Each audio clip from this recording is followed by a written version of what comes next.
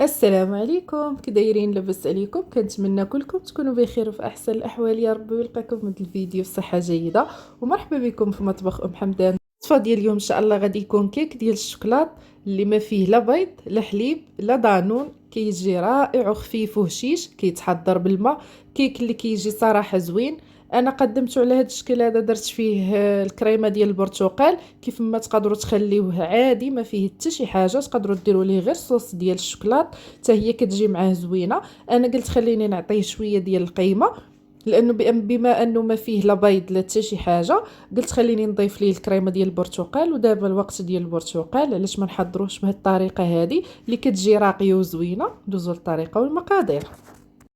واللي اول مره تشوف القناه وعجبها الفيديو، ما تنسيش ديري لي اشتراك وتفعلي الجرس باش يوصلك كل جديد ديالي. ندوزو للطريقه باذن الله.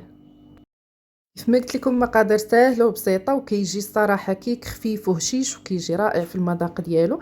غادي ندير 2 كيسان ديال الماء. الكاس اللي عبرت لكم به هنا الكاس ديال العنبه.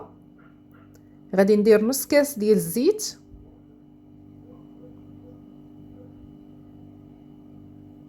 غندير كاس ونص ديال السنيده.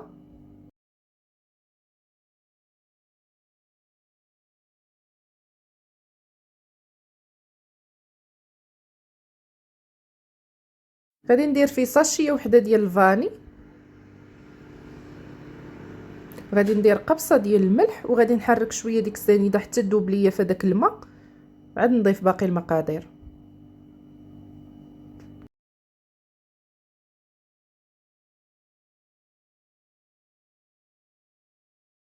من بعد غادي نضيف فيه 3 الكيسان ديال العنبه ديال الدقيق.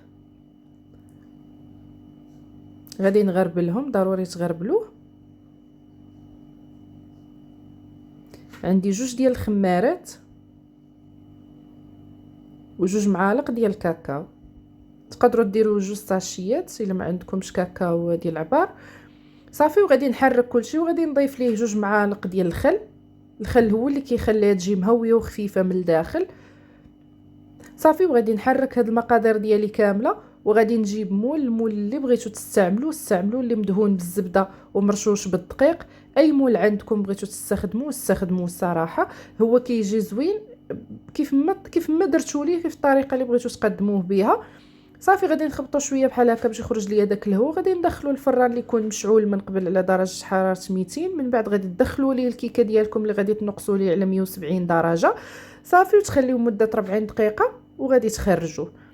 غادي ندوزو للكريمه ديال البرتقال اللي غادي نحتاج فيها 3 الكيسان ديال العنبه ديال البرتقال. غادي ندير 3 المعالق ديال السنيده. غادي ندير تقريبا جهد ديال 3 المعالق ديال النشا.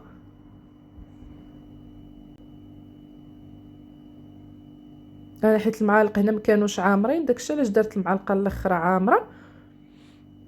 صافي، غادي ندير فيها فلو واحد. تقدروا ديروا غير داك الاخر العادي الصغير، انا استعملت هذا. اي فلو عندكم استعملوه ديال الفاني.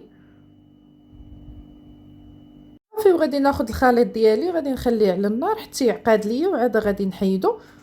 والكريمه كتبقى اختياريه، باي نكهه بغيتو ديروها ديروها. ماشي ضروري ديروا بالبرتقال، تقدروا ديروا بالحليب. الكيك ديالي هنا بعد ما طاب ليا خرجته.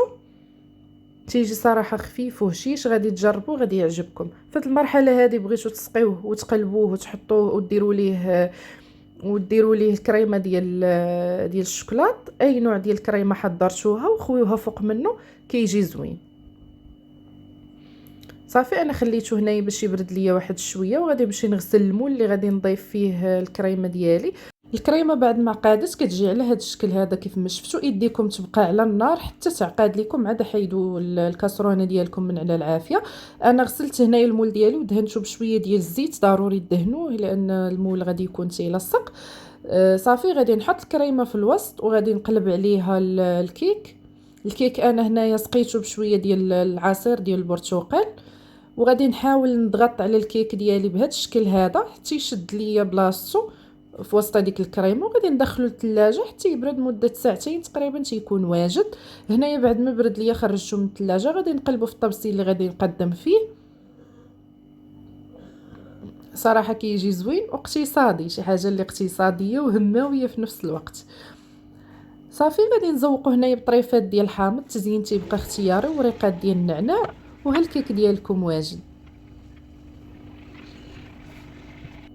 قدمته على هذا الشكل هذا. كنتمنى هذا الفيديو ديال اليوم يعجبكم، صراحه كيك كيستاهل التجربه. غادي تجربوا، غادي يعجبكم، وغادي تعتمدوا عندكم. بعض مرات الواحد ما تيكونش عنده البيض، ما تيكونش الحليب. هذا الكيك هذا غادي ينفعكم في وقت الشده، وفي نفس الوقت اقتصادي. شوفوا كيفاش غنقطعوا، كيفاش داير من الداخل، كيجي خفيف وهشيش، وبديك الكريمه ديال البرتقال كيجي صراحه رائع.